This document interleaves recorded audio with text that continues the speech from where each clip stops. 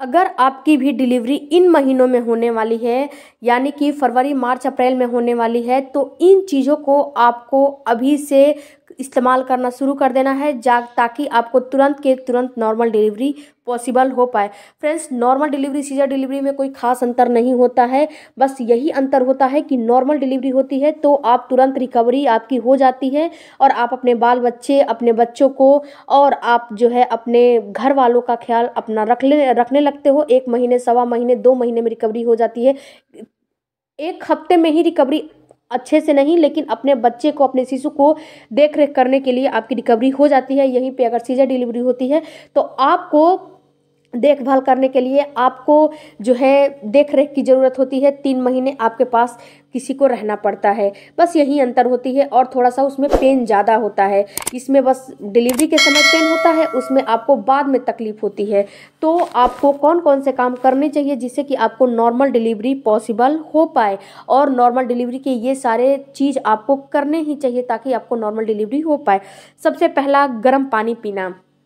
Friends, गर्म पानी का अगर आप इस्तेमाल करते हो तो गर्म पानी पीने से आपके जो पेल्विस एरिया की मसल्स है वो लचीली होती है, और गर्म पानी पीने से आपका जो भी अंदर दिक्कतें होती है वो सॉल्व होती है। गर्म पानी में 1 चम्मच अगर देसी गाय का घी डाल के पियोगे तो इससे आपको गैस, कॉन्स्टिपेशन में भी रिलीफ मिलता है। फ्रेंड्स, आपने सुना होगा कि गर्म पानी सुबह सुबह खाली पेट पीने से आपके वेट में भी कंट्रोल रहता है, तो आपको गर्म पानी फ़ायदा ही देगा, नुकसान ये नहीं करेगा। आपको 6वें, 7वें, 8वें महीने में आपको गर्म पानी पीना शुरू कर देना चाहिए, जिससे कि आपका नॉर्मल डिलीवरी का भी जो चांस है वो बढ़ सके। नॉर्मल डिलीवरी के लिए क्या है, जब तक 10 सेंटीमीटर आपका वेजाइना का जो आपका यूट्रस है उसका मुंह नहीं खुलेगा तब तक आपको नॉर्मल डिलीवरी पॉसिबल नहीं हो पाती है। तो आपको ये बातों का ख्याल रखना काफ़ी ज़रूरी है। दूसरा फ्रेंड्स, आपको स्ट्रेस, टेंशन, तनाव बिल्कुल नहीं लेने हैं।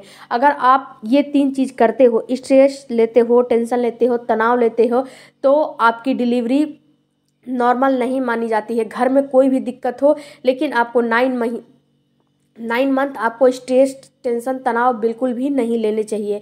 क्यों? क्योंकि अगर ये चीज़ लेते हो तो आपको जो दिक्कत होगी, आपकी बीपी हाई होगी, बीपी लो होगी, जो दिक्कत होगी सो तो होगी, लेकिन जो आपके शिशु के साथ होगा वो आप समझ नहीं पाओगे, क्योंकि आपका शिशु आपको समझने लगता है, आपका शिशु आपको महसूस करने लगता है। आपका और आपके शिशु की बॉन्डिंग यहाँ पे बहुत अच्छी बन जाती है। तो अगर रोते धोते हो तो शिशु को भी अंदर तकलीफ होती है। तो आपको स्ट्रेस, टेंशन, तनाव बिल्कुल भी नहीं लेना चाहिए, और इससे रिलैक्सन और ऑक्सीटोसिन हार्मोन भी रिलीज नहीं होते हैं, जिससे कि आपको प्रेगनेंसी के लिए नॉर्मल डिलीवरी के जो हार्मोन होते हैं, रिलैक्सन और ऑक्सीटोसिन, वो रिलीज नहीं होते हैं। तो आपको इन चीज़ों से दूर रहना चाहिए। जो भी आके आपको घर में बोल रहा है कि अरे मेरे साथ ऐसे हुआ, मेरे साथ वैसे हुआ, उन सारे बातों को, उन सारे चीज़ों को बिल्कुल इग्नोर कर देना है। क्यों? क्योंकि उनके साथ जो हुआ कोई ज़रूरी नहीं है कि वो आपके साथ हो, क्योंकि सबकी प्रेगनेंसी, सबकी बॉडी और सबकी स्ट्रक्चर अलग अलग होती है। इस चीज़ को आपको ख्याल करना काफ़ी ज़रूरी है। इसके अलावा फ्रेंड्स, आपको काफ़ी ज़्यादा भीड़ भाड़ वाली जगहों पे बिल्कुल भी नहीं जाने चाहिए। क्यों? क्योंकि अगर शादी ब्याह है, अगर उसमें जा रहे हो, डीजे वगैरह बज रहा है, बाजा वगैरह बज रहा है, तो अगर 9 मंथ में आ गए हो तो इससे क्या होता है कि आपको घबराहट होने लगती है, आपको बेचैनी होने लगती है। बेचैनी और घबराहट होने लगती है तो शिशु को भी अंदर तकलीफ होती है, क्योंकि जो बाहर की प्रतिक्रिया होती है ना, उसको शिशु समझने, बूझने और जानने लगता है। तो इन सारे चीज़ को आपको अवॉइड करने चाहिए। इस समय आपको काफ़ी ज़्यादा भीड़ भाड़ वाली जगहों पे बिल्कुल भी नहीं जाने चाहिए। अगर जाना ही है तो आपको थोड़ा दिन में ही जाके आप जो भी काम करना है चेक करके चले आओ। पर 9 मंथ में तो आपको मैं यही एडवाइस दूंगी कि 9 मंथ में आप जब आ गए हो, एंटर कर गए हो, तो इन सारे चीज़ों को बिल्कुल अवॉइड करने चाहिए। क्योंकि अगर आप शादी ब्याह में जाओगे, बारात वगैरह जाओगे, हो सकता है वहीं पर लेबर पेन आ जाए, तो क्या करोगे? खुद परेशान होगे, दूसरों को भी परेशान करोगे। तो इसलिए इन चीज़ों से आपको दूरी बना के रहनी है।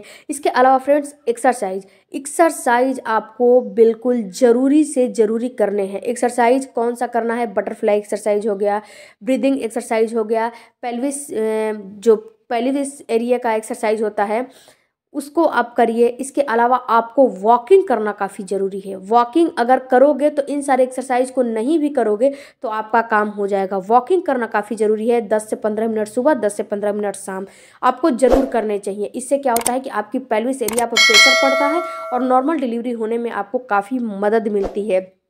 तो आपको वॉकिंग ज़रूर करना चाहिए। और एक एक्सरसाइज और करिए, ब्रीदिंग एक्सरसाइज। ब्रीदिंग जो कि सांस छोड़ना लेना है, इसका टेक्निक आपको सीख लेना काफ़ी ज़रूरी है। ये आपको उसी समय काम देगा जब डॉक्टर बोलेगी पुश करने के लिए, उस समय ये आपको काफ़ी काम देने वाला है। इसके अलावा फ्रेंड्स, आप उकड़ू अवस्था में बैठ भी सकते हो। इंडियन टॉयलेट का इस्तेमाल करते हो तब तो काफ़ी बेस्ट है। इंडियन टॉयलेट का इस्तेमाल करते हो तो देखना, आप कभी बचपन में या फिर स्कूल में कभी सुना होगा कि उठक बैठ बच्चे को पनिशमेंट दिया जाता था। बच्चा जब गलती कर देता था तो बच्चे को पनिशमेंट दिया जाता था कि उठक बैठक करो। उसी को बोला जाता है उकड़ू एक्सरसाइज। तो फ्रेंड्स, आपको उठक बैठक 10 से 12 बार भी कर लेना है। इससे भी आपके पेल्विस एरिया की मसल्स लचीली होती है और आपको नॉर्मल डिलीवरी होने की जो प्रोसेस होती है वो आसान होती है। तो इन एक्सरसाइज को आपको कर लेने हैं और इन एक्सरसाइज का जो है आप प्रैक्टिस कर लीजिए। बहुत ज़्यादा अगर आपको पेन हो रहा है तो अवॉइड भी कर सकते हो, कोई दिक्कत नहीं है। कोई ज़रूरी नहीं है कि अपने साथ ज़बरदस्ती करो। अगर आपकी प्रेगनेंसी हेल्दी है तो ही इन चीज़ों को आपको करने हैं, और नहीं अगर आपको डॉक्टर ने बेड रेस्ट दिया है तो इन सारी चीज़ों को झंझट में जवाल में मत पड़िए, क्योंकि आपको वैसे भी नॉर्मल डिलीवरी नहीं होने वाली है और ऐसे भी नॉर्मल डिलीवरी पॉसिबल नहीं होने वाली है। तो इन चीज़ों के चक्कर में आपको नहीं पड़ने हैं अगर आपकी प्रेगनेंसी में कोई भी कॉम्प्लिकेशन है, क्योंकि अगर इन सारी चीज़ों को करोगे तो कॉम्प्लिकेशन बढ़ सकते हैं। तो इस बात का आपको ख्याल रखना है। अगर आपको डॉक्टर ने बोला है कि आपकी प्रेगनेंसी में कोई कॉम्प्लिकेशन नहीं है, आपकी प्रेगनेंसी बिल्कुल हेल्दी है, तो ये काम कर सकते हो, कोई दिक्कत नहीं है। बट प्रेगनेंसी हेल्दी नहीं है तो इन सारी चीज़ों को बिल्कुल आपको नहीं करने चाहिए। आपको फ्रेंड्स इसके साथ साथ गर्म तासीर की चीज़ों का भी इस्तेमाल करना चाहिए 9 मंथ में जब आ गए हो तो।